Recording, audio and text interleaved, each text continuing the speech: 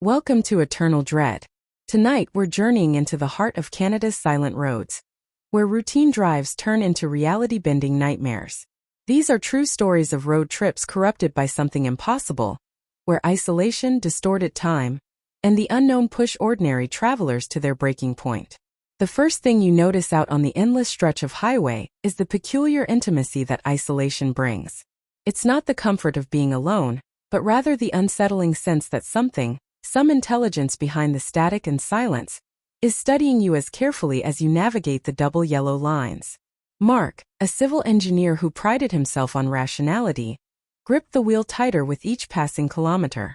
The dashboard clock ticked forward, and for a moment he thought about how time in places like this can stop feeling linear, stretching and folding under the weight of endless asphalt and dusk. His route was routine, arranged around a family visit and professional duty. But he couldn't shake a childhood memory of riding this very road, his father humming along to the radio, both blissfully unaware that music could become an omen. Tonight the sky was the color of bruises, streaked with purple-black clouds and an uneasy wind that rattled every loose panel of the car.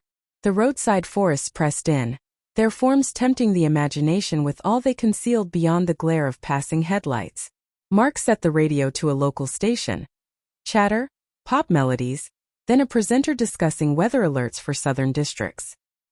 He'd only driven half an hour when the first anomaly cut through the monotony. An abrupt abrasive burst of static, followed by a precise metallic voice listing details that didn't make sense. Tragic pileup on Route 7. Time 10:54 p.m. tonight. Emergency services advised. Multiple fatalities. The broadcast looped once, then faded beneath a generic jingle, leaving Mark blinking at the dial. Route 7. That was several towns south, not on his itinerary. He rationalized. Maybe a badly timed recording or some regional alert overlapping signals. Yet, as he pressed the seek button, the news returned, now describing a flood, referencing airports and evacuation notices nowhere near this region. It was as though he'd tuned into some future national disaster hotline, a relay of warnings and catastrophe that hadn't transpired. He decided to ignore it, switching to a music station. But before he could get comfortable, the headlights of a semi behind him flashed in a distinct sequence. 3 times quick, then a pause. Then again. The truck drew close enough for Mark to see the driver's face in his mirror, expressionless, staring not at the road, but directly at Mark. The CB radio, which Mark never used, squawked out a voice. "You hear that too?" The trucker sounded equally disturbed.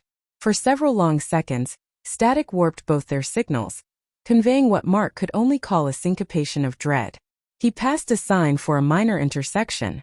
None of the names registered, as if the province itself had rearranged maps while he drove. Fog drifted in from the lakes. GPS lost satellite.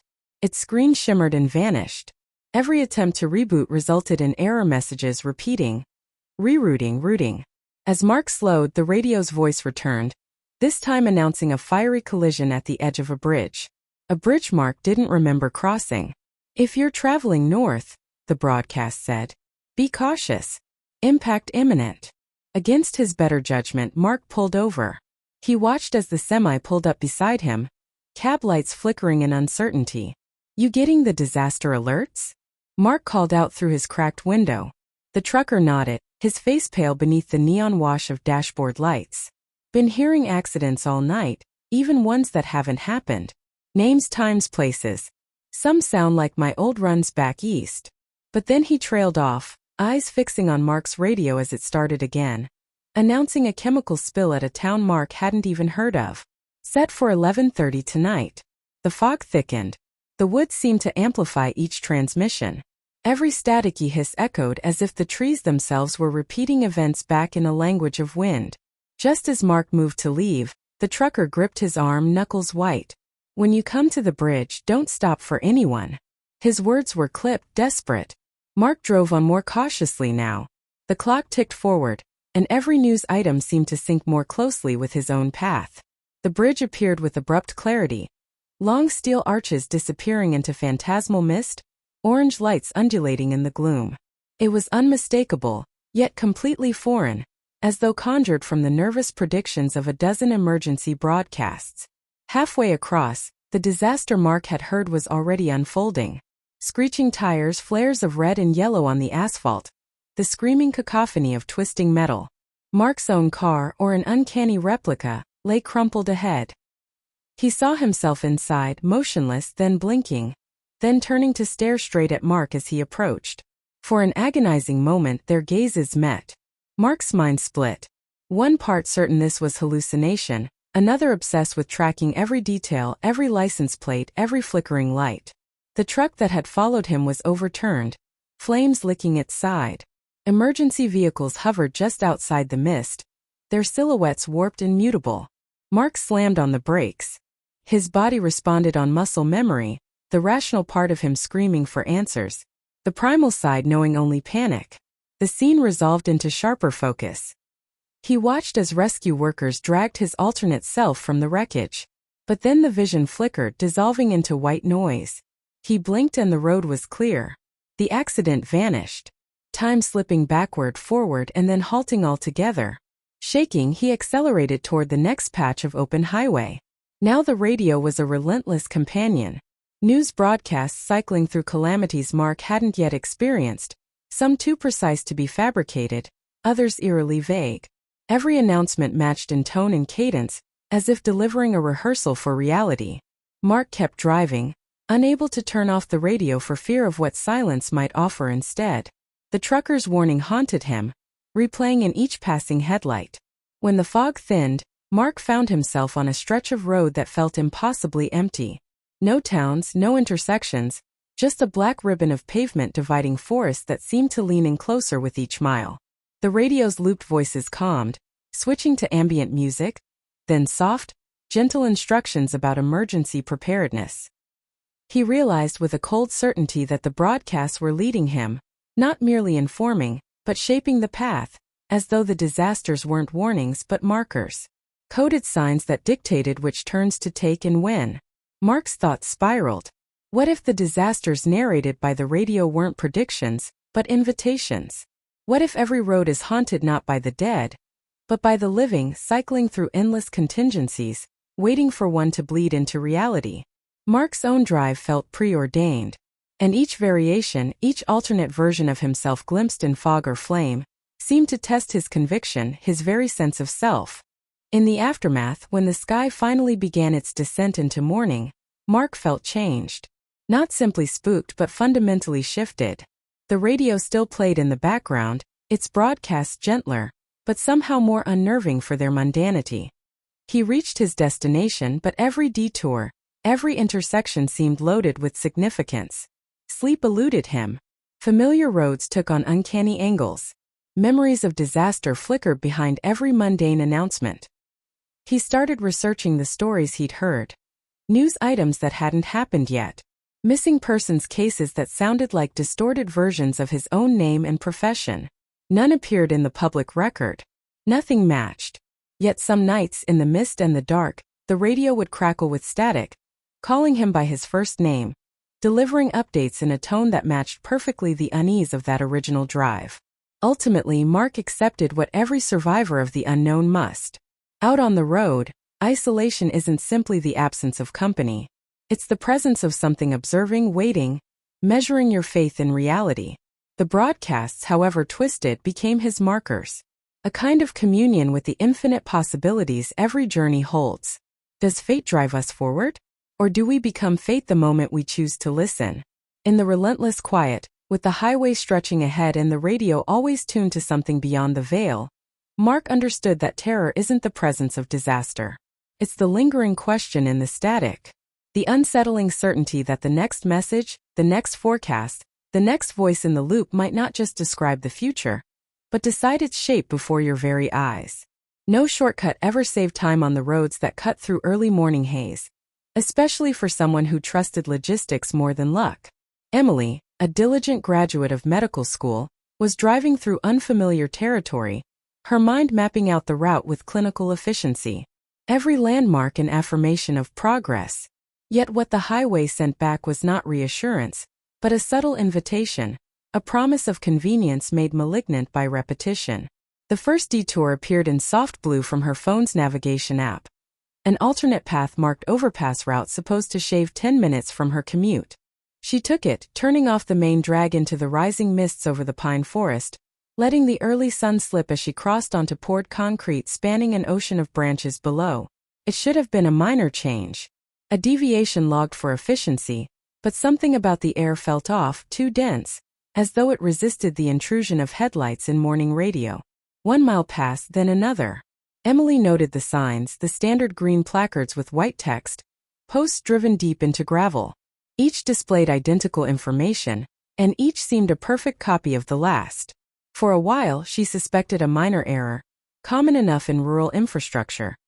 Recycled sign units, limited funding, perhaps a lazy maintenance crew. But the suspicion soured as she ticked off 3, then 4, then 8 identical signs. Every one spaced exactly apart, every pockmark and scratch repeated. Her phone chimed again. The estimated time kept fluctuating, sometimes displaying she'd arrived already, other times predicting hours before her destination. Emily dismissed it, attributing the hiccup to weak reception amid thick pines. The radio crackled, looping a local forecast 3 times before abruptly switching languages. First French, then a voice she thought might be Cree. Then back to news. The transition seamless without a single commercial break. The overpass curved gently overhead. After a dozen minutes, Emily realized the road below looked eerily familiar. She recognized the arrangement of rocks, the ripple in the treeline, even the burnished streak of morning sunlight passing through smoke from an unseen campfire. The repetition unsettled her, clashing against her sense of rational continuity. Yet she forced herself onward, dismissing it as mere déjà vu, the brain's trick in monotonous landscape. Several more minutes tumbled by, lost in the hum of tires on concrete. Emily became certain she'd passed the same pothole 4 times. A shallow wound in the road, always in the same place, flanked by identical rain-worn paint. Her fuel gauge, which she'd checked consciously at the overpass entrance, now ticked down rapidly, as if the car had quadrupled its consumption rate. She clicked onto a podcast for focus. But the episode 2 repeated, every sentence replaying at precisely the same interval. The hosts laughing in perfect synchronization, as if trapped in some mechanical loop. Mild irritation shifted towards something more primal. A sense of being surveilled not by cameras or drones, but by the road itself. Emily checked her rearview mirror and glimpsed a car behind her. Tinted windows and silver bodywork. It hovered too close, never passing, never receding, its lights matching her every turn. On the next loop, she realized the license plate was her own. Desperation forced Emily to experiment. She changed lanes, even slowed to a crawl. The pursuit never faltered. Car and convoy repeating, always behind, always identical.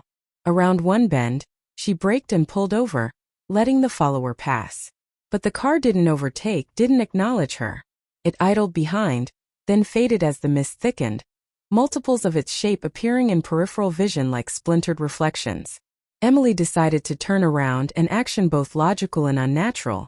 Whoever reversed on an overpass when there was no traffic, no obstacle, just repetition? As she swung the car, every system shuddered. Headlights flickered. Digital clock on the dashboard blinked 3:14, repeating into nonsense, then freezing. The GPS announced, "You have reached your destination," only for the map to dissolve, leaving a pulsing blue dot. Going backward proved just as fruitless. The scenery, trees, signs, potholes merged and melted into sameness. Each loop less distinct, as though reality was losing resolution. Emily rolled down her window for air and was met with silence. No birds, no wind, just the persistent hum of the car's engine and the faint echo of her own breathing. She felt weightless for a moment, not in the pleasant sense of release, but as though gravity itself was reconsidering its grip. The isolation amplified. Emily scanned for other signs of life, any anomaly that would signal disruption from the loop. To her astonishment, she saw figures standing at intervals on the shoulder, impossible silhouettes blurred by morning light, gazing with the attentive detachment of statues. As she approached, none moved, but their heads turned in unison, each action mirrored and delayed as though rehearsed. The phone buzzed, displaying text in reverse, "Go forward." She ignored it, heart racing, and attempted another U-turn. Now the maze of repetition was complete. Each attempt to deviate dragged her further into the strange continuum. A radio station played her last voicemail, her own voice warping into a metallic parody. The fuel gauge dropped alarmingly low, and when she tried to call roadside assistance, her phone connected to a looped, distorted version of her mother's emergency contact, speaking sentences Emily remembered from years ago, but in an unfamiliar, anxious cadence. "Keep driving, Em. Go until the shortcut ends." Reality began to implode. Her skin crawled with a sense of eyes watching, though only those distant figures stood sentry, silhouettes blending into the mist. The car's mirrors showed her own face but slightly out of sync. Expressions delayed, a smile forming too late. A worried frown lingering until the vehicle jolted and her attention snapped. Gas fumes crept under the dashboard, acrid and relentless. The terrain outside the window looked flatter, reduced to a series of repeating patterns, a world stripped of depth. Then the car died. No gas, no electricity, dashboard lights dimming to black. Emily sat in the silence, surrounded by a gallery of her own unfinished actions. The ignition key turning, her hand gripping the steering wheel, every movement echoing in the burnt reflection of the windshield. The figures on the road approached, not walking but flickering closer with each blink. Emily tried the door. It opened, but the air outside felt heavier, pressing down on her with the intent of keeping her in place. She remembered old horror stories, urban legends about endless highways, about being trapped in dreams where escape meant repetition. The professional mind wanted to map the phenomenon to explain away the impossibility. The human mind just wanted release. Frantic, she climbed into the back seat, searching for anything to anchor herself. A receipt, a photograph, her badge. Every item bore her name, but with the date reversed. 20915-202. Even the fabric of her clothing felt unfamiliar, seams twisting in directions she would never have chosen. She screamed, not for help but to break the loop. The sound was instantly snapped up by the silence, vanishing, not even echoing against the window. When she checked her phone again, the text had shifted.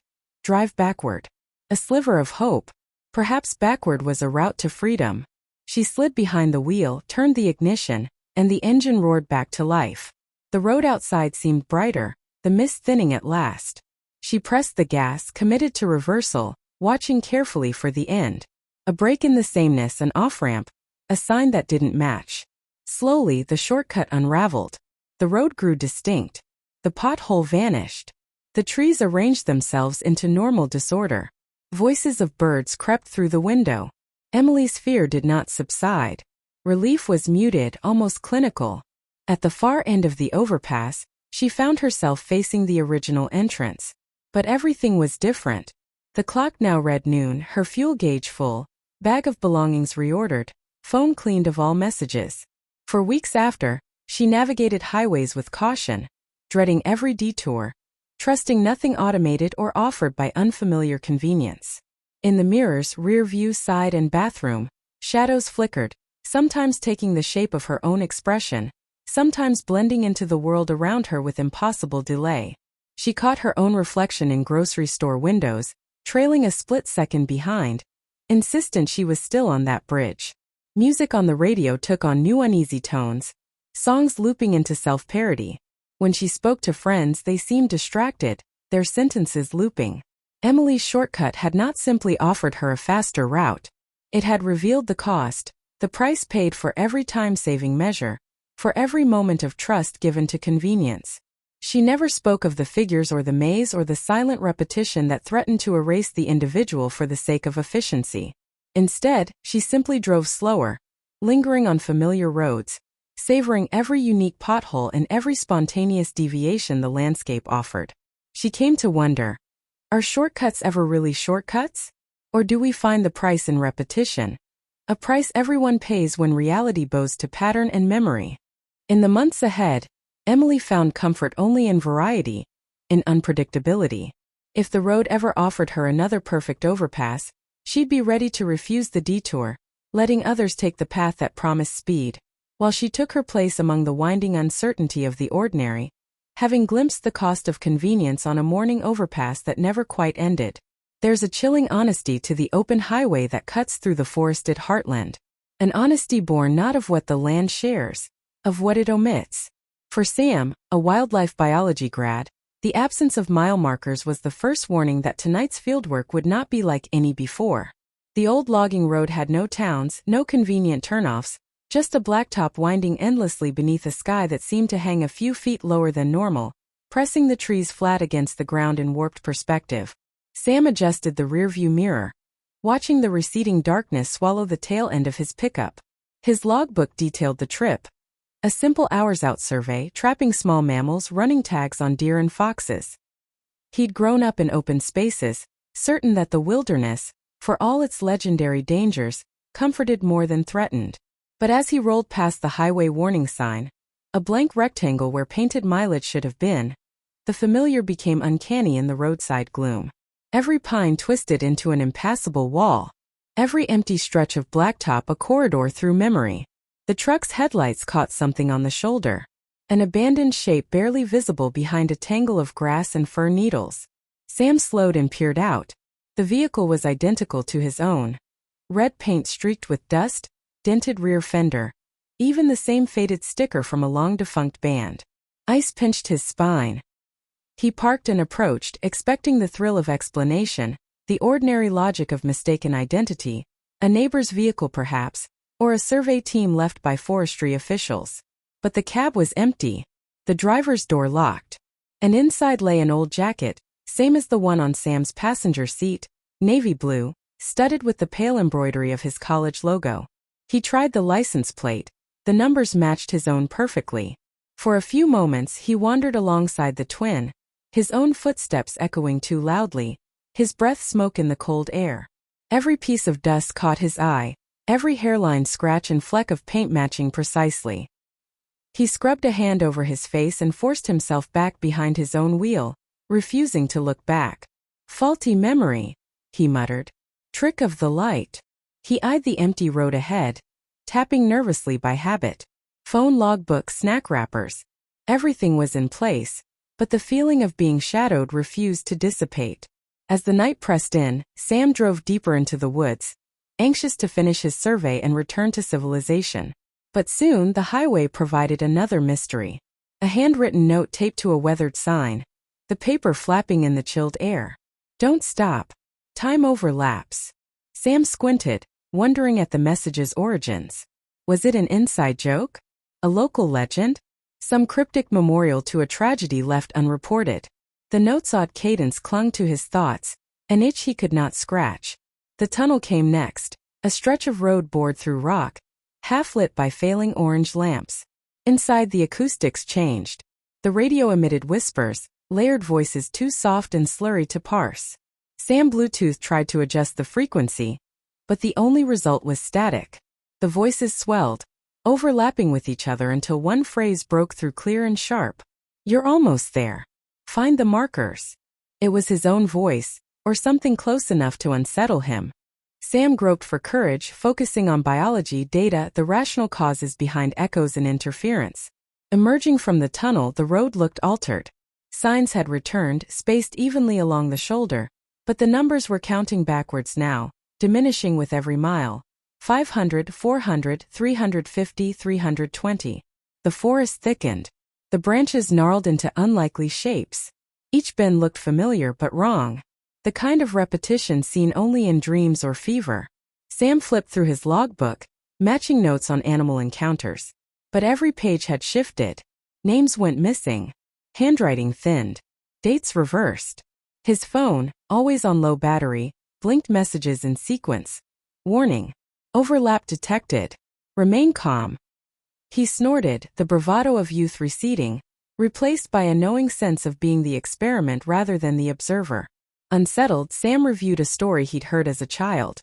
The account of a missing hiker, lost for days, then discovered asleep miles off course, clutching a notebook with scrambled entries. At the time it had felt like a parable, a warning against arrogance. Now the parallels gnawed at him. What if the road itself was conscious, reconstructing memory through travelers' fears and expectations? Up ahead, a new sign appeared, warped and leaning as if deliberately obstructed. No markers beyond this point, no rescue beyond this line. Sam hesitated at the boundary, the logic of adventure warring with sudden survival instinct. But curiosity drove him on. He pressed the accelerator. The groan of weathered tires muffled beneath the weight of breath and imagination. Within the newly markerless stretch, the atmosphere thickened. The air seemed to vibrate with potential, as though on the verge of being sliced. Sam's mind spiraled back to the truck on the side of the road. The message on the sign, stories of vanished travelers. He remembered the lost hiker's journal. The strangeness of entries written in reverse, dates and names bleeding into chaos.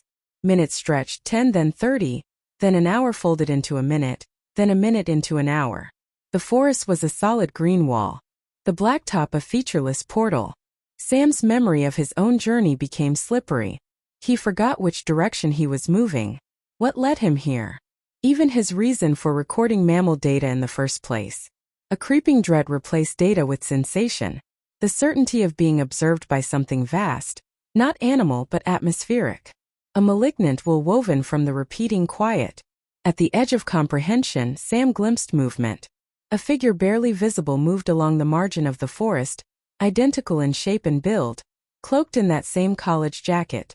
Sam's engine stuttered, headlights flickered, and the figure froze, head tilted toward the shadows as if listening for the echo of his thoughts. For a breathless instant they connected. A moment of mutual recognition, estrangement threaded through shared memory. Then the figure retreated into the green gloom, erased by distance and fear. A gust of wind rattled loose the last certainties. The road beneath Sam flickered. Numbers on the dashboard running in reverse. Radio now looping emergency broadcasts from missing person reports decades old. The reports began describing Sam himself, his name, age, expected route, last seen on logging road northbound. The same details he'd written in his own logbook that afternoon. Panic set in. Sam braked, skidding to a stop as the world tumbled.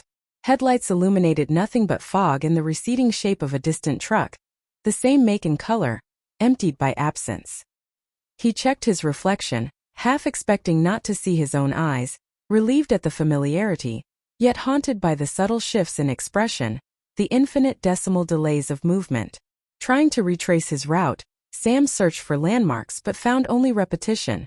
Sapling, rock, sign, all cycling through the same pattern. He realized the resolution to escape must lie not in forward motion, but in understanding the loops, how memory and fear become machinery for survival in places that recognize the mind as easily as the body. The next hour blurred. A crash of headlights in shadow. A sequence of messages from the radio and phone instructing him to leave something behind. Break the memory. Sam removed his college jacket, left it folded on the passenger seat, and felt a release. A fractional easing of tension as if the road had acknowledged his offering. The markers reappeared, counting up instead of down, each a sign of restored chronology. Ahead, the forest finally thinned, the road opening into new terrain, blue skies struggling through cloud cover. When Sam emerged onto the main highway, he sensed the shift. Not relief quite, but the relief of constraint. The world had resumed its ordinary rhythm, the markers restored, the time on his phone matching expectations. Yet when he checked the rearview mirror, the shape of a truck glimmered in the distance, always following, never quite catching up. A reminder of the road's memory. For days afterward, the story replayed in Sam's mind, each retelling loosening the threads of what had really happened. News broadcasts reported a new missing person. His own data swapped into the story he'd studied as a boy. The hiker now himself, the truck on the shoulder always waiting. He understood finally what the markerless roads had taught him. Every journey through wilderness is a journey through repetition, and every missing marker an invitation to wander, not just through geography, but through the folds and overlaps of time and identity. Every expedition thereafter carried the lesson. Carry no unneeded memories. Count only the markers you can touch and beware the places where the numbers fade. The open highway is never truly empty.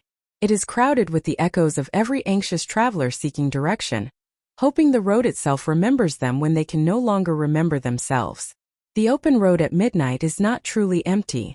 It is a stage set for encounters that couldn't happen in daylight. A passage over which past and present drift like smoke.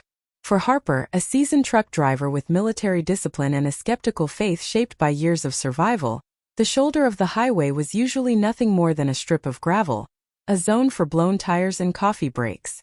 But tonight, under a moon so thin it might have been scratched into the sky, she felt watched. Not by law enforcement or wildlife, but by something that remembered her name before she'd ever shown her face. Harper was heading north with a half-full load of timber and iron, running against the clock to make delivery before sunrise. The route was ordinary enough. A straight shoot through evergreen woods that glimmered with frost. Radio tuned to a late-night talk show. Eyes flicking from mirror to dash and back. She trusted her instincts, leaned into routine, and carried a tiny cross on her dashboard. A private talisman meant more for comfort than confession. Her faith was complex, forged in war zones, battered by heartbreak, carried quietly into the lonelier corners of her life. She almost never stopped for hitchhikers. It was a rule hammered into her by decades of warnings and one unforgettable story from boot camp. But as she rounded a curve just past midnight, her headlights carved out the silhouette of a lone figure, thumb extended, face half-turned, a young man in a threadbare coat, the kind travelers wore before the world spun so fast. Harper slowed out of caution, not kindness, prepared to wave him off and keep rolling. But then the figure called her name, clear and certain, as though they were old friends. Harper. The voice cut through the radio chatter and the boundaries of expectation. Harper inched up, her instincts pinging between fight and flight. She rolled the window down a crack, keeping her hand on the concealed lever for the truck's flashlight. "How do you know me?" she asked. The hitchhiker smiled, not warmly, but with a sort of weary relief. "You helped me once," he said. "A long time ago, but it's cold now." Harper blinked. She had helped thousands in her drives. Stranded travelers, lost pets, fragments of broken lives left by the road. But this face was unfamiliar, and his coat seemed impossibly thin for a night with temperatures already plunging. She weighed her options, calculated the risks. Curiosity won, and she unlocked the passenger side door. He climbed in quietly, smelling faintly of rain and old wood. His hands were folded in his lap, trembling in rhythm with the rumble of the road. Harper glanced at him sidelong, noticing every detail. A patch sewn to his sleeve, a scar on the jaw, eyes that flickered with stories unspoken. He asked for warmth and silence, never directions. As they rolled along, Harper's truck felt different, heavier, as though carrying other passengers besides this stranger. Then she noticed something subtle. The dashboard cam, always reliable, was blinking out of sync. The device's feed appeared scrambled, dark outlines flickering across its screen. And when she glanced in the mirror, the hitchhiker's reflection lagged and faded, a shadow that barely mirrored his body. The radio hissed, skipping channels in bursts of static and momentary distortion, as though tuned to another dimension. They passed a rest stop, its lights ominously dark. The young man pointed. "We're close," he murmured. His tone wasn't urgent, but Harper sensed weight beneath the words. She stifled questions, remembering her father's lesson. Sometimes roadside encounters are only half meant for you.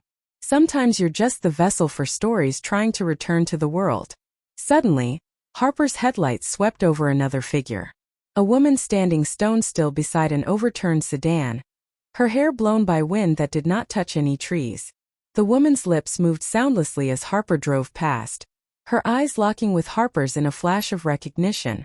An expression of gratitude or warning, Harper couldn't tell.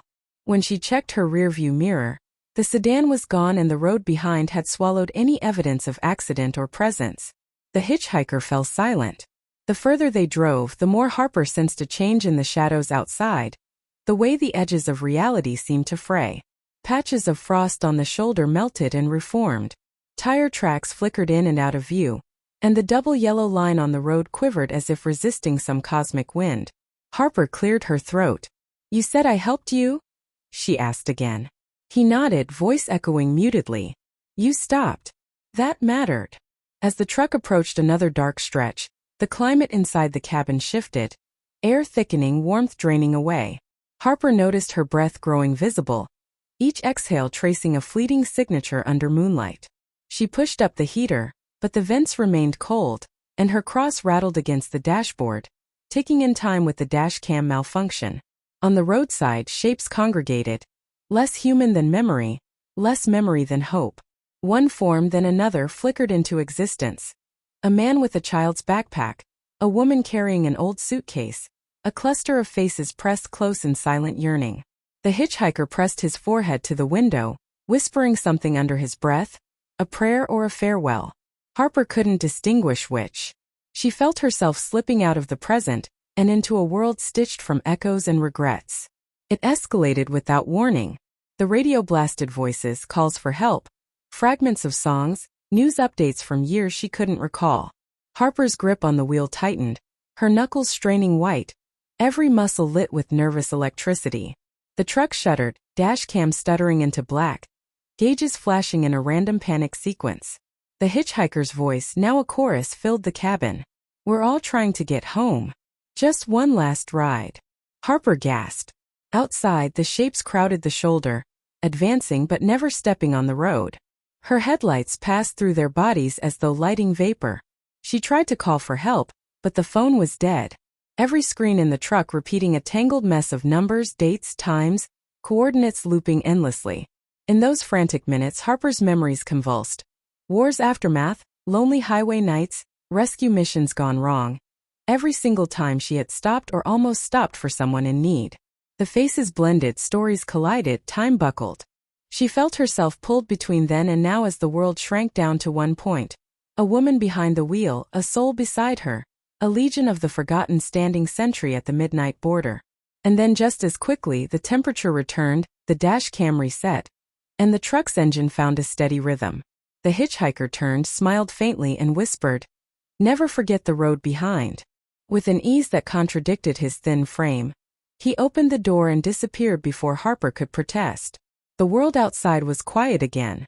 Frost returning to the shoulder, shapes dissolving into darkness. Harper drove on, the cabin lighter, the road ahead clearer, but tinged with the residue of questions she dared not articulate. Every mirror now displayed odd refractions, angles and shadows with no clear source, ghostly shapes flickering on the edges of vision. Sometimes she caught glimpses of passengers she never loaded, the outline of a suitcase, the soft glimmer of grateful eyes. In the weeks that followed, Harper grew more deliberate in her journeys. She checked each mirror twice, avoided deserted stretches at midnight whenever possible, and adjusted her cross so that it hung securely, no longer clattering in time with nerves. But the lesson remained. The road was never wholly empty, and the living share it with more than just the cars and asphalt. Sometimes in moments when faith felt brittle, she remembered the hitchhiker's words. The gratitude of the saved clings to the air, lingering like exhaust and cold rain. The world's roads are stitched together not by paint and gravel, but by brief acts of witness, by hands extended at the margin, by the courage to stop when every instinct says go. Harper's nights grew quieter, but every journey carried an echo.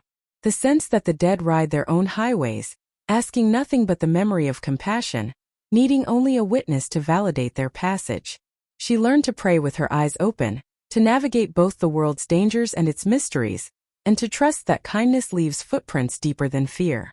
As the seasons changed, frost retreated, headlights gleamed over thawed highways, and Harper carried on, driving further, stopping less often, but never forgetting that sometimes the shoulder of the road is more than a place to rest.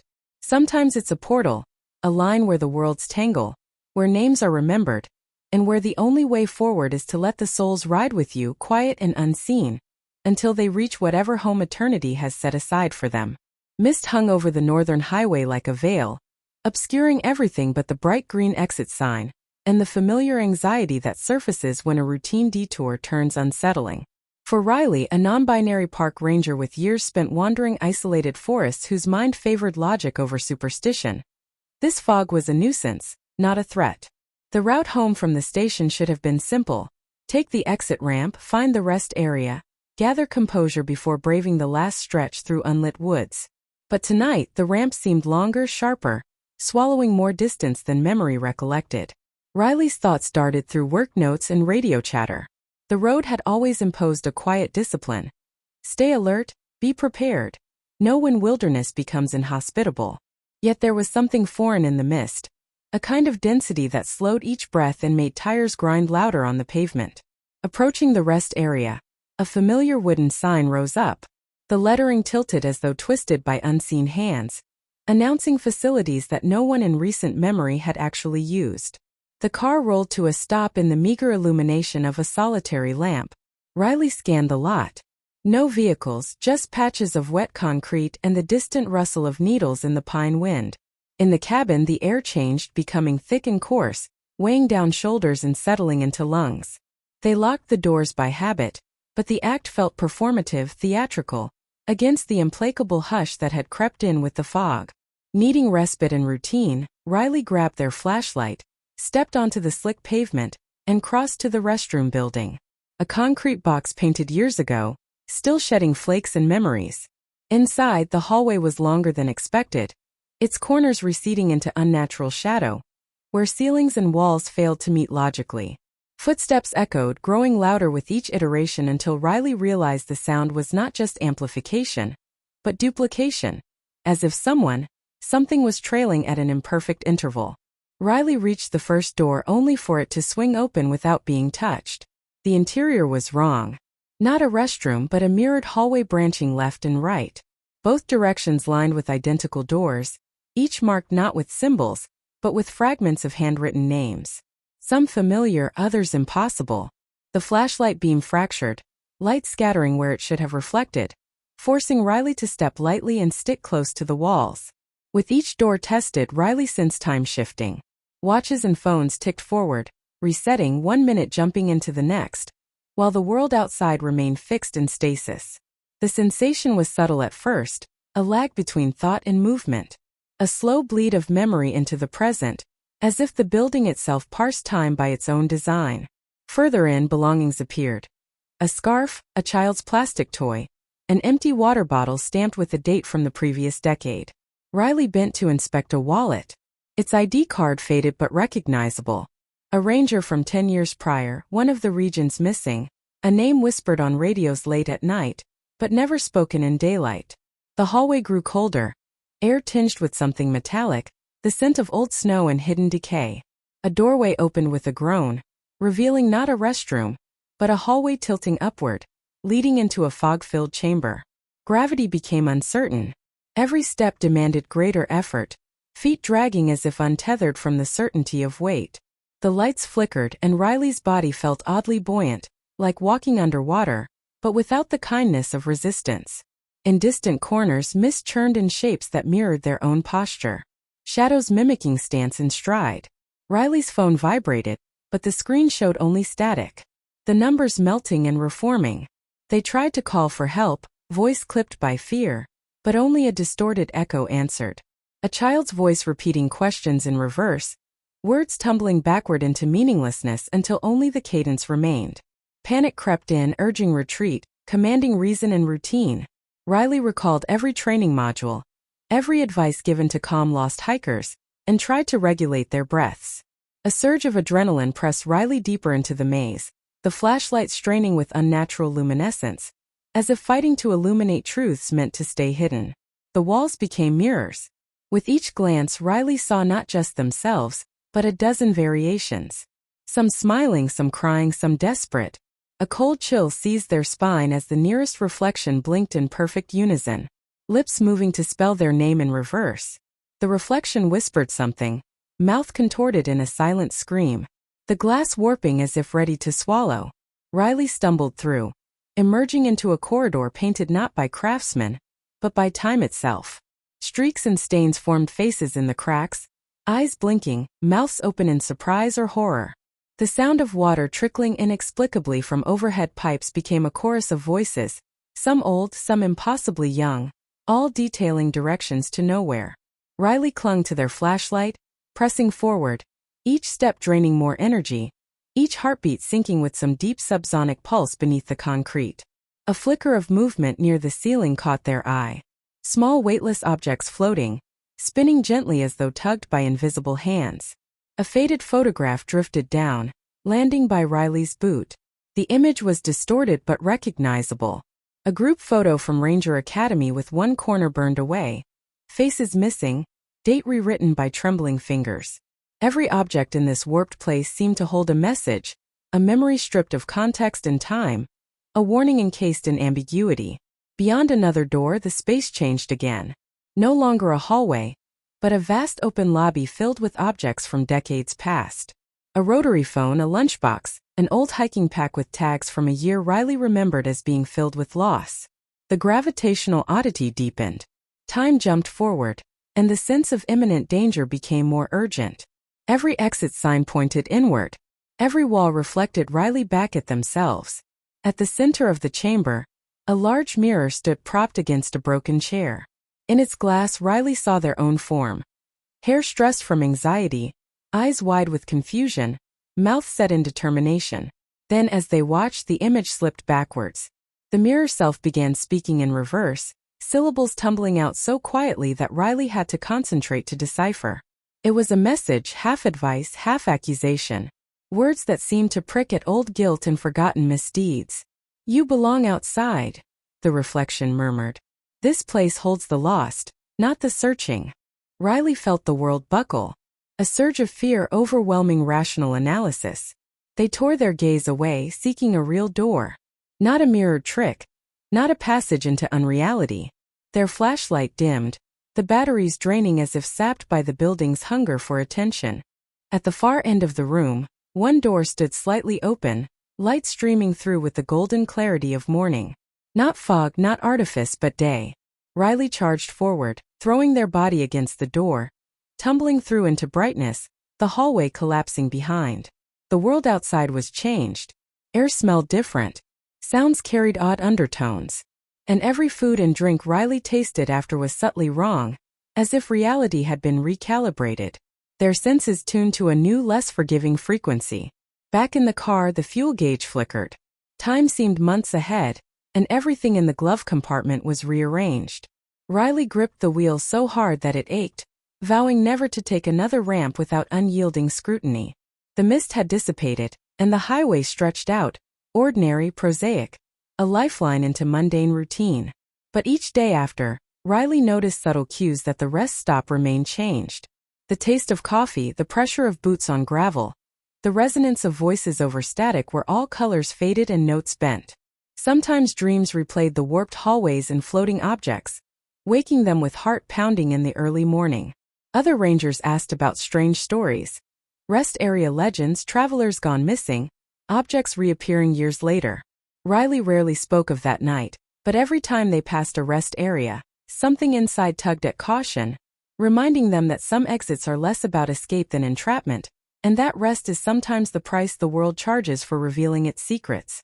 In the reflection of office windows, in the shifting lights of dawn, in the delicate balance between fear and curiosity, Riley learned to trust only the roads that made sense.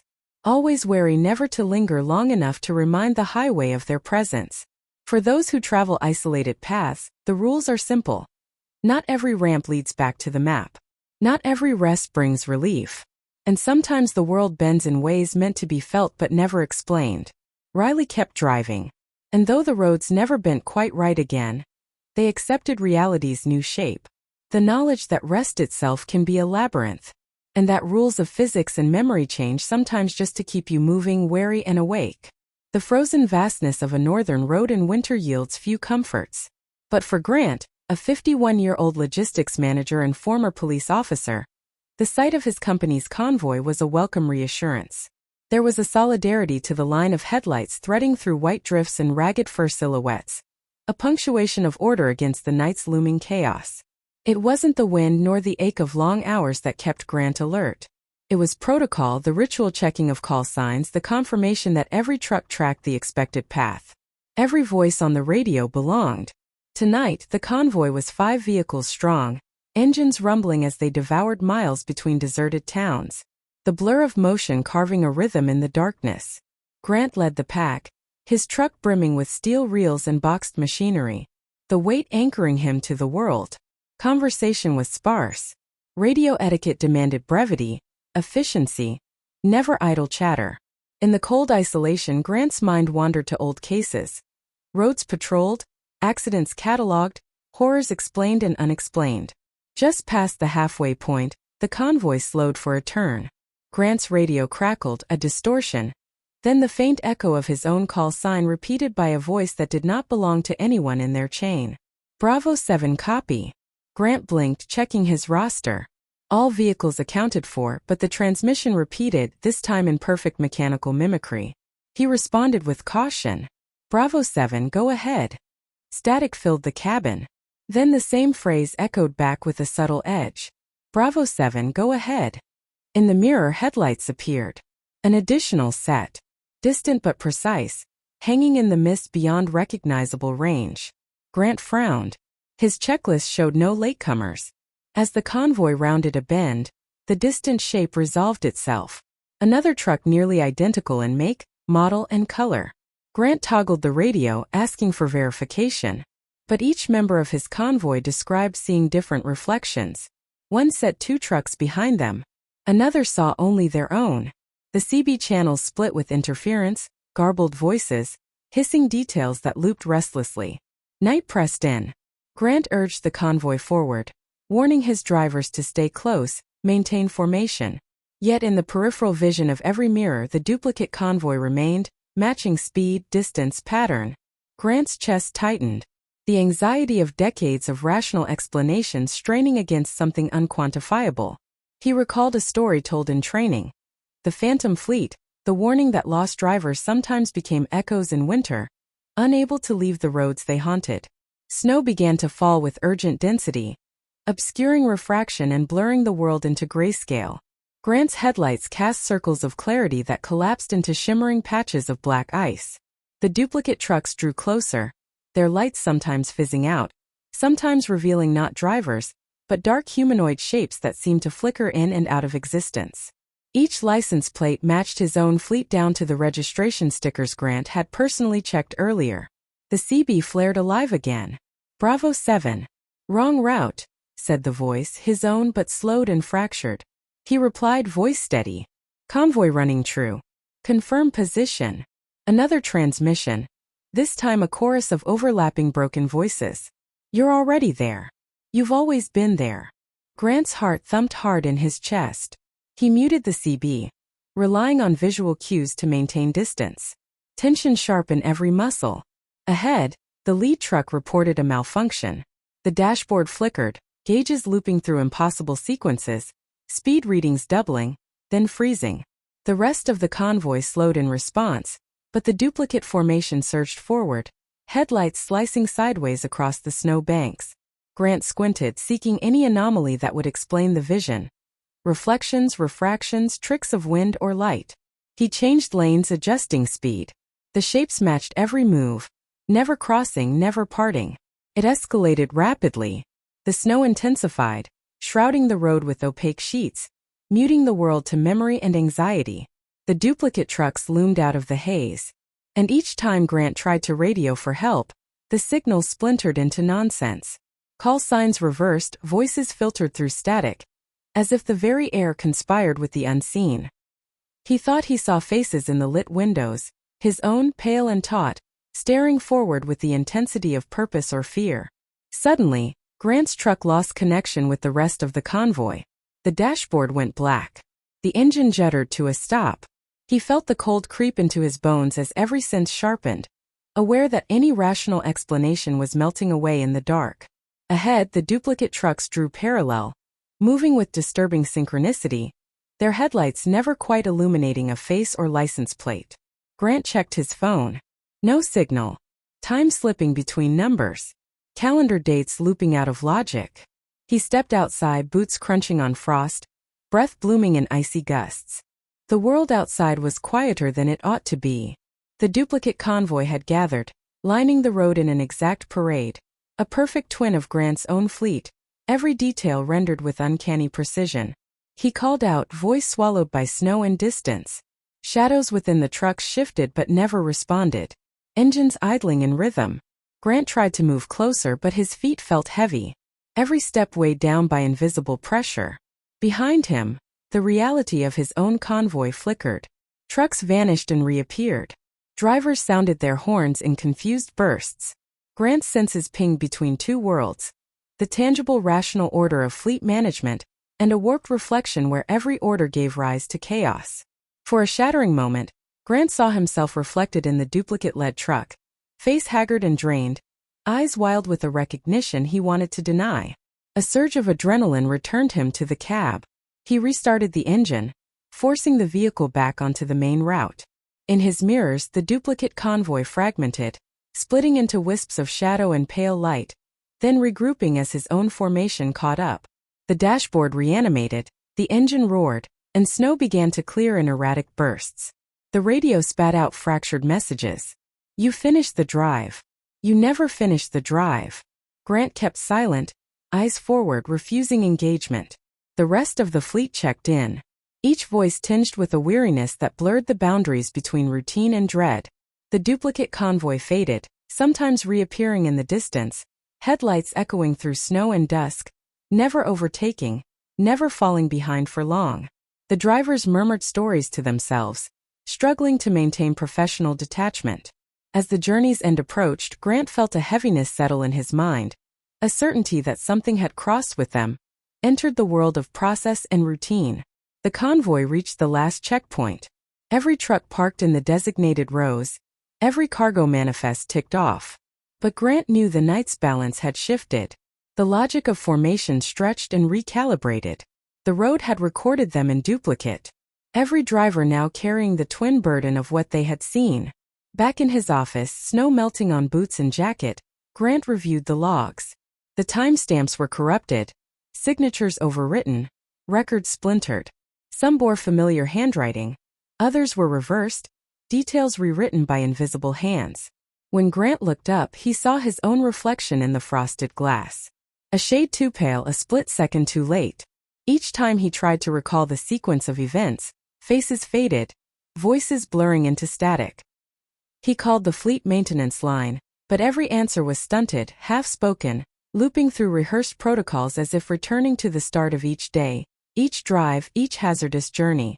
The authorities filed the anomalies under weather interference. But among the drivers, the legend of the haunted convoy grew. It was said the duplicate fleet still crossed the snowy roads each night, forever out of reach, but never truly departed.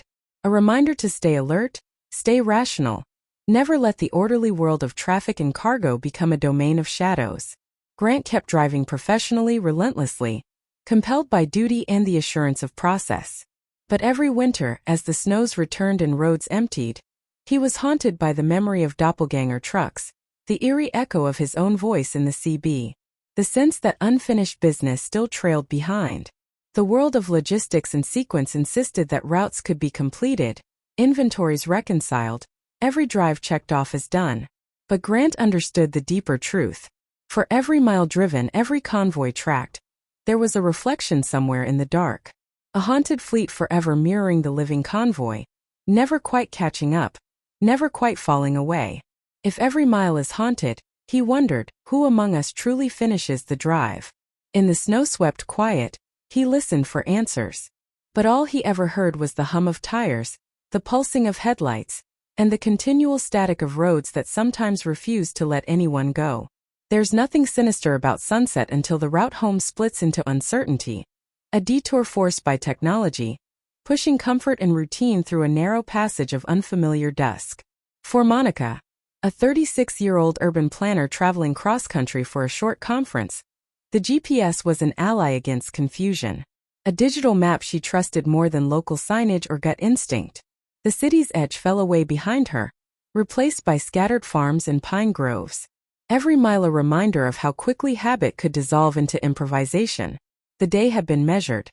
Numbers on spreadsheets, plans for traffic flow, notes for a sleepy township that never quite caught up with her expectations. By departure time, Monica was hungry for the comfort of a commercial hotel, dinner ordered by room service, and the quiet certainty of locked doors. She set her route, let the traffic update algorithm push her into rural back roads, and watched as the world shrank into the golden haze of coming night. The first sign that something was wrong appeared in the form of a missed turn. Monica had driven this stretch before, but her GPS rerouted, promising a shortcut 24 minutes to her destination, down a detour she'd never noticed. The road forked off with no warning, its recommended lane marked by temporary signage, pale against a deepening sky. Other travelers seemed to follow without complaint, trusting the wisdom of crowdsourcing. But as Monica merged onto the new path, the signal dropped. The mapping app glitched, freezing the ETA, the blue dot spinning as if caught between worlds. She frowned, annoyed yet resigned, and pressed onward, headlights carving paths through gray fields and rows of abandoned machinery. In the clarifying silence, only the hum of her car and the soft shuffle of wind infiltrated Monica's thoughts. The road stretched on, a narrow ribbon flanked by rusting barbed wire and the odd glimmer of broken glass. She passed weathered billboards covered with peeling paint, trying to orient herself. But the familiar markers were gone. Every field and bend looked almost right, yet distinct in ways she could not articulate. Sunlight faded, color draining from the land, replaced by the sickly pour of artificial orange radiating off the horizon. After a few minutes, her phone buzzed once. A text from the conference coordinator out of sequence, time-stamped several hours ahead. Monica's skin prickled at the inconsistency. She checked her dashboard clock. It had reset back to the afternoon, out of sync with real time. The radio, usually steadfast, cycled through 3 stations before landing on static. A faint thread of musical notes bending in the background, haunting rather than cheerful. Monica's route shifted again. Signs appeared, first in English, then in languages she didn't recognize. One marker was upside down. Another displayed mirrored text, while a third flickered between 2 alphabets as she passed. Disturbed, she snapped a picture for later proof, only to find her phone gallery empty, recent photos erased. The detour grew more surreal with each mile, land and language refusing to hold form. The car headlights flickered briefly as she rolled past a cluster of men wearing high-vis jackets. A road crew, she thought, except none of their faces were visible in the dusk, features blurred by motion or by the dissolving light. The workers spoke among themselves in voices turned backwards and inside out, syllables tumbling in patterns that made Monica's teeth ache. She offered a hesitant wave. One responded with a hand lifted too mechanically as if rehearsed. A growing anxiety replaced irritation. The road narrowed further, twisting into a memory of something half-remembered from a novel. A path that didn't belong on any official map. A curve of pavement not quite grounded in place or time. Monica checked the dashboard again. Her radio now played her own voice but looped and slowed. Words from past phone calls mumbled back at her by unseen lips. Following protocol, she attempted to turn around. The GPS showed no safe options. Every attempt to reroute forced her deeper into back roads that by the fragmented clock should have led straight to dawn. Yet the sky was only deepening, the blue-black gradation growing heavier, pressing Monica forward into layers of doubt and rising adrenaline. Without warning, a thick bank of fog rolled across the next intersection, swallowing all perspective. Monica's headlights fractured in the retreating mist, beams bouncing back as if repelled by a surface too close to touch. Visibility shrank to a few feet. Roadside markers dissolved. Panic threatened to bloom. She slowed, gripping the wheel until her knuckles paled, mind racing through every defensive driving course she'd ever half-dismissed. Moments later, the fog cleared, but the world had shifted. The road signs now displayed a language vaguely reminiscent of Cyrillic, then Japanese, then complete nonsense. Trees at the edges of the route bent sharply towards the pavement as if listening or warning, and Monica wondered whether she was still following any real detour, or whether technology had abandoned her for some twisted experiment. Her car radio hissed, then returned, broadcasting a local forecast for a town Monica knew had been dismantled years ago. The weather was described in terms that didn't make sense for November. Heatwave arriving, solar flares, red moon forecast for sunrise. She turned the dial, but every frequency echoed with thin whining tones and half-audible names. Her own name among them, followed by repeats of not arrived. Not arrived. At the next crossroads, Monica caught sight of 2 old trucks parked together, facing opposite directions, each one's headlights pointed down separate lanes, as if daring her to choose a side. As she slowed, both engines died. The drivers inside lifted their hands to their faces, white gloves outlined in the failing light, then rolled up their windows at the same moment. Monica pressed her foot to the gas, desperate to leave behind whatever test or performance this had become. The detour lengthened without logic. Her ETA disappeared, time vanishing into the dense, bruised dusk. Her destination wasn't showing in any navigation system. And now landmarks were replaced by uncanny imitations. Buildings from her childhood, a school bus abandoned by the roadside, faces in shadow that seemed to recognize her. Monica's sense of reality bent under pressure, paranoia interlacing with the mundane act of driving. Finally, nearly 2 hours after she'd left the conference, Monica saw the city's lights begin to materialize between trees, their geometry shaky and untrustworthy. Her phone buzzed again, this time with a flood of notifications time-stamped in reverse. First from dawn, then mid-afternoon, looping back to the present. Every message read, "Arrived late. Don't wait up." She entered town, the buildings off-kilter and smaller than memory, and pulled over near the conference hotel. All clocks in her car rolled backwards, dashboard flickering as if the universe itself was out of sync. Monica stepped free of the car and tried to call the coordinator, but the phone only made static, her own voice repeating the phrase, "Home is never where you left it." In the following days, Monica's sense of time remained unstable. Alarms rang hours too early or too late. Food lost its flavor, and local traffic patterns changed unpredictably each morning. She began collecting screenshots and audio recordings, searching for proof that the detour hadn't merely been a data error or exhausted fantasy. Conference attendees spoke of similar experiences. Lost time, bent paths, memories swapped for dreams, but no one offered an explanation, and everyone carried a quiet anxiety into their work. Every subsequent drive, Monica avoided shortcuts, even the most logical ones, choosing familiar routes she knew matched the map, checking road signs twice. The technology never glitched again. Yet the memory of dusk on the detour haunted every turn, a lingering question on every empty stretch. If the fastest road to comfort can sometimes be the longest road back, how can anyone trust their sense of arrival? Sometimes she replayed the backward broadcasts, the indecipherable road crew voices, searching for a code or warning in the jumble of sound. Sometimes she watched for the same abandoned trucks, expecting to see white gloves at every crossroads. But most often, Monica simply told herself that home was a privilege rarely granted to those who challenged the certainty of night. The next time she set out on a long drive, Monica placed her faith not in GPS, nor computer-generated detours, but in the unreliable wisdom of her own fear. A fear sharpened now by experience, never again dismissed as mere superstition. From that night on, she believed in the power of return, in the need to travel slow and trust only the signs written in the language of ordinary dusk. For as long as the roads could be bent by technological failure, they could also be bent back again by remembering one simple truth. The shortest route is not always the way home. And sometimes the longest nightmare is the one that seems to shortcut safety for a moment, only to reroute reality for hours on a lonely stretch of rural highway. The world is most defined not by what you see, but by what you hear. For Conrad, a 42-year-old scientist and radio expert, the collision of static and broadcast was more familiar than family. He had spent a lifetime tuning frequencies, sorting signals from noise, chasing distant storms across crackling AM waves. Yet one frigid autumn night, parked near a sagging row of radio towers that had outlived their usefulness, he tuned into something he wasn't meant to hear. The landscape was as barren as the upper atmosphere, pockets of mist pooling between wire fences and cracked pavement. Conrad should have reached the tower by sunset, but weather and a late experiment kept him on the road past midnight.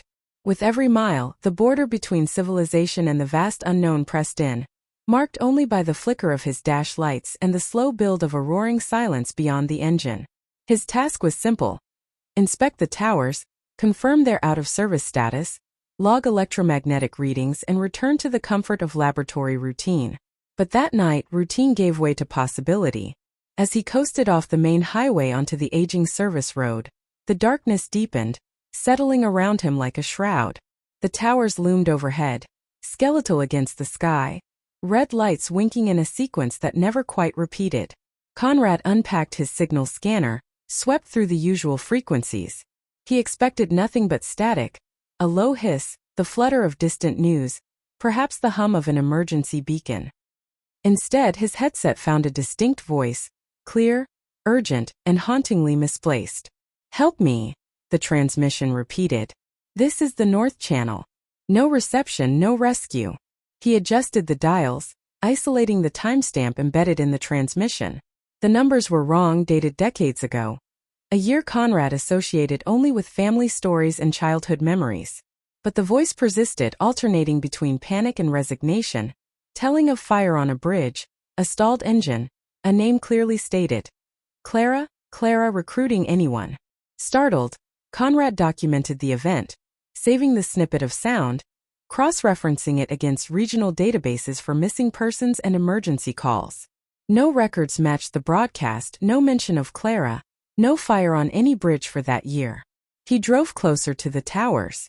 Fog thickened, antennas vanishing upward into infinity. Conrad's scanner pinged again, this time with a train of voices.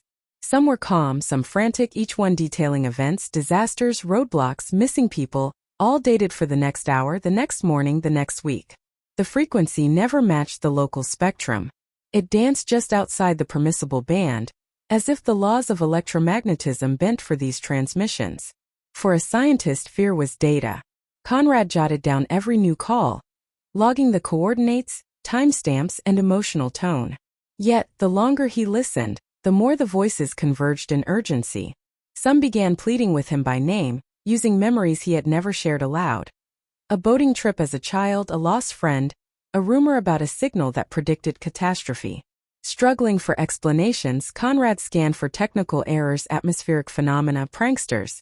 His phone failed. Emergency apps returned only blank screens and looping notifications. He tried to reach out to networks, but his message was relayed back to him, pitch shifted and distorted as if someone or something was intercepting every transmission. The signals grew louder, overlapping with the rumble of his heartbeat. As the night wore on, Conrad became convinced he was being led. The coordinates given on one broadcast pointed to a crossroad miles ahead, a patch known locally as Lost Contact Zone, where radio silence always defeated even the best gear. Conrad hesitated, checking his maps, then followed the prompt, increasingly driven by curiosity rather than caution. When he reached the spot, the air shimmered oddly, as if the laws of physics were being tested. Towers loomed larger, mist now tinged with blue. Conrad parked and stepped into the haze, headset primed. The ground beneath his boots vibrated with unnatural energy, a low hum cycling through frequencies without human intervention. Then the voices changed, no longer pleading but predicting. One outlined an accident. Car overturned near you in 6 minutes. Don't stop. Another whispered his own name, recounting memories decades old. Secrets and failures. Possibilities that never materialized. The transmissions became a chorus, each bidding Conrad to act. Warn them, one pleaded.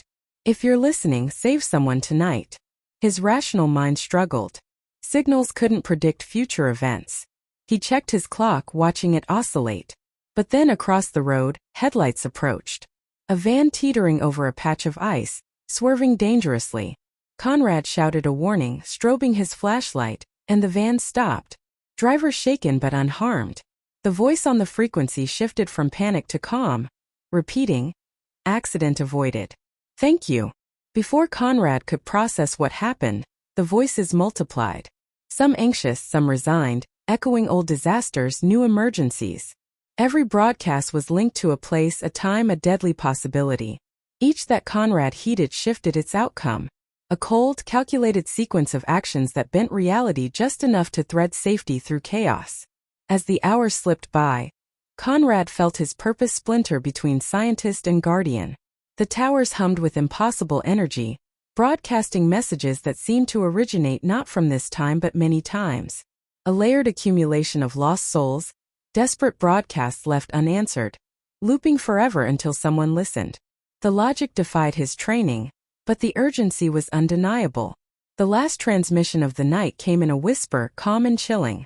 If you're listening tonight, don't stop near mile marker 17. The lost ones are guiding you. Conrad followed the advice, turning away before reaching the spot. A cold patch notorious in local legend for unexplainable disappearances. He returned to the main highway, shaken and hungry for daylight. The world outside the zone felt different, a little brighter, a little duller. Conrad's scanner returned to normal function. Cell networks rebooted with the first light. Yet, in every subsequent radio sweep, he caught traces of the voices, the Clara, the accidents avoided, the near disasters rerouted through his decisions. He logged the signals, constructed a new protocol, determined to share what he'd learned. Sometimes the lost are not silent but persistent, pushing the living into course corrections and timely rescues. Over the following weeks, Conrad's expertise expanded beyond engineering. He became a local fixture sought by travelers for advice. Haunted by the notion that every empty patch of road holds spectral broadcasts, hints and warnings, ghosts and signals, he devised instruments to amplify the right bands, documented every case. Night journeys became his signature. People whispered that he could avert fate with a well-timed message, drive through death's corridor, guided by invisible hands.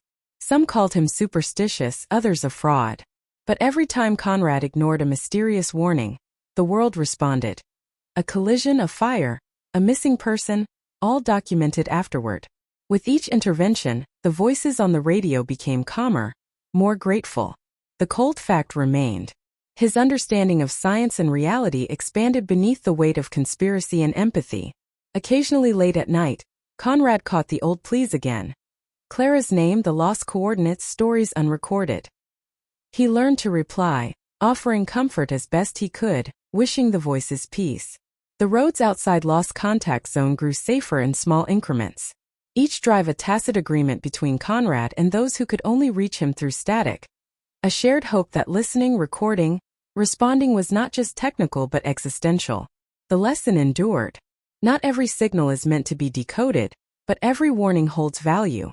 Sometimes the highway speaks with the voice of the lost, pleading for rescue, guiding those who hear.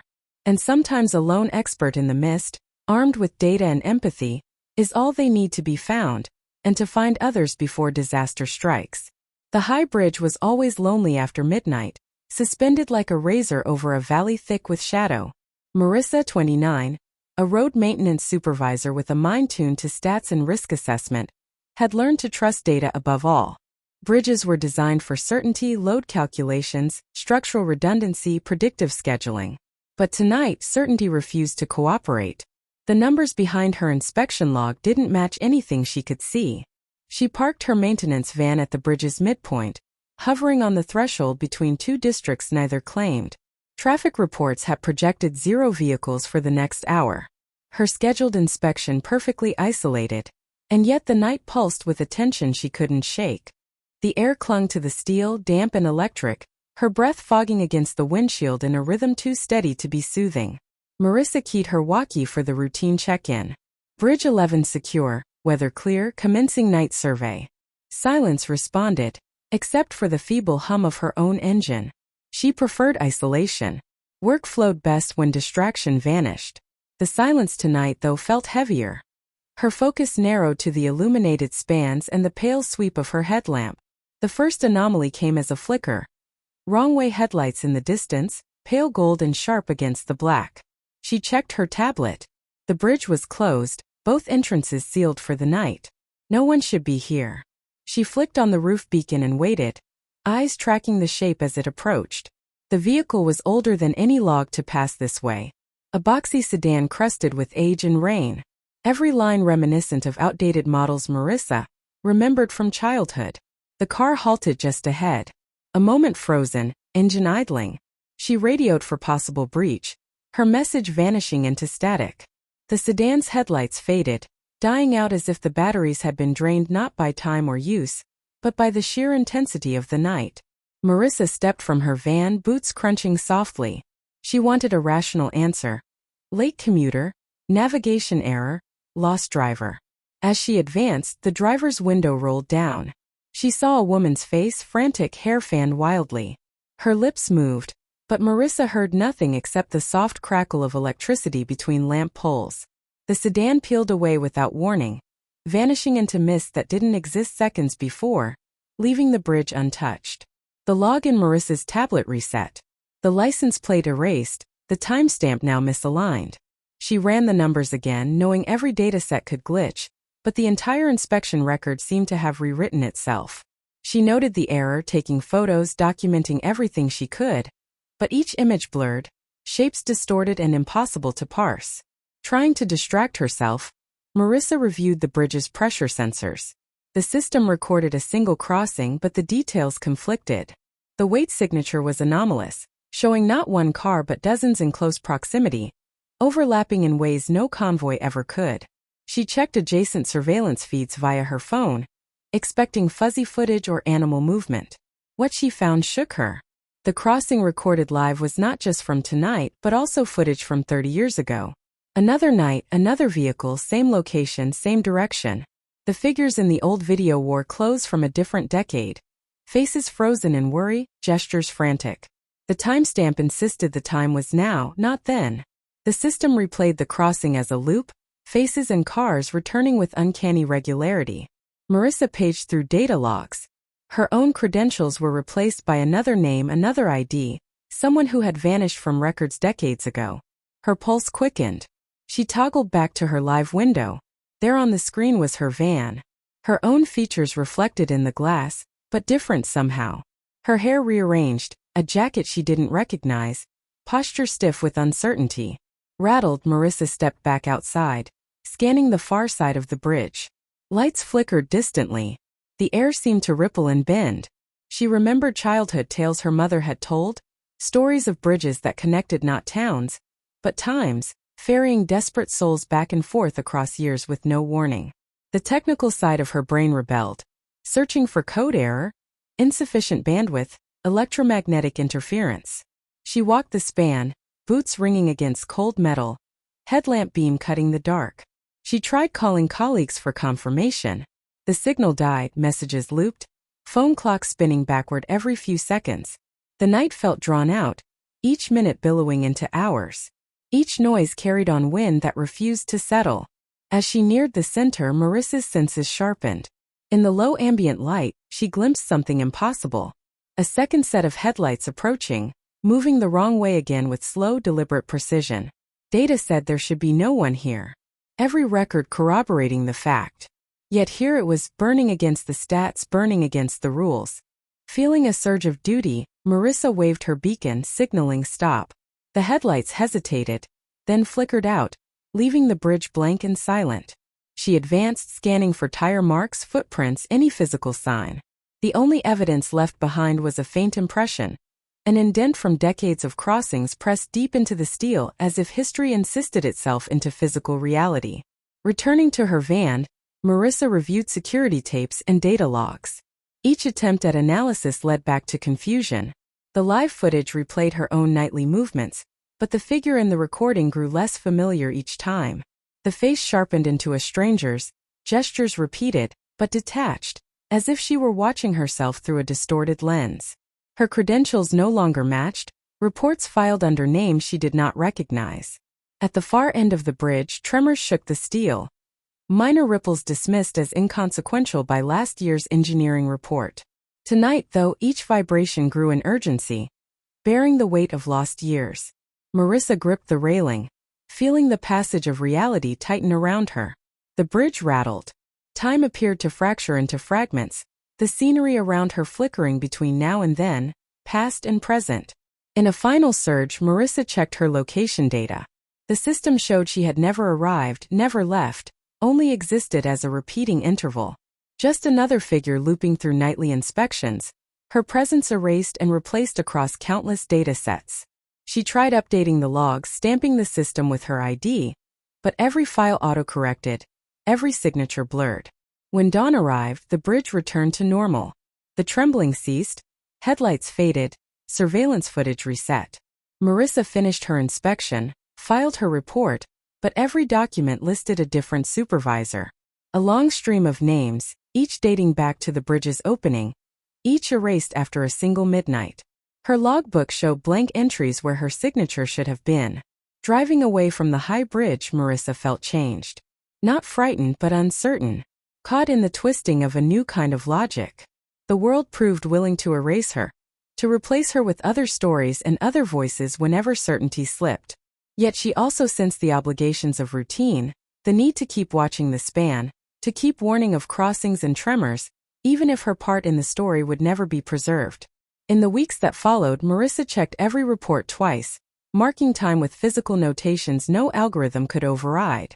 She watched for strange cars, for old faces flickering in surveillance feeds, for tremors that seemed to carry the weight of 40 years in a single second. Every night at the bridge became an act of balancing, observing, reporting, holding on to reality even as the world tried to untether her from every anchor she knew. The lesson was simple if unsettling. If roads record memories, sometimes those memories erase us. Every town trusts a watcher to keep the numbers true.